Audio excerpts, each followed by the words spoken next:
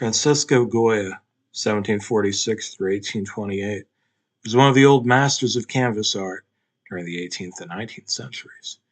During the time of Napoleon in France, he was the court painter of the Spanish Empire. He is regarded as the last great painter of the canvas age, a painter on the pedestal along with Da Vinci.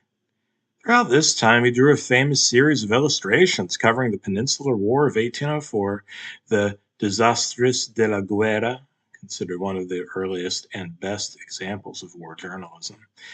He also painted a multitude of other beautiful works depicting an ethereal image of a nude woman in his painting The Nude Maha.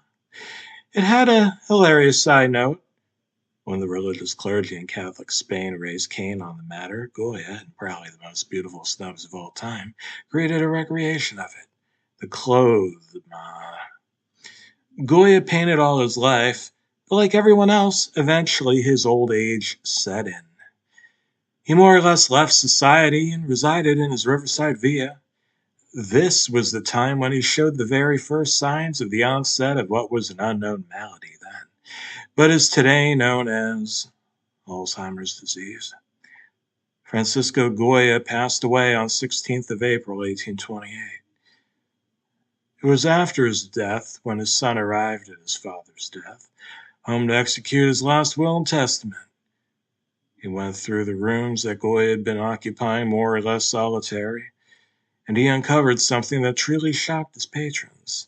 Something they could not believe Goya would paint. Something so dark and malevolent. It was as if a red rose had suddenly turned black and spread death in place of its fragrance. Behold, the yard with lunatics, witches, Sabbath, and the great he-goat, what is today known as Goya's greatest masterpiece, or as I personally like to call it, the Mona Lisa of Spain, Saturn devouring his son. What had happened in those ensuing years of loneliness? Maybe something to do with the fact that Goya was suddenly drawing so prolifically and furiously that almost every square inch of wall in his home was found drawn over with not one, not two, but 14 paintings with more or less the same theme as above.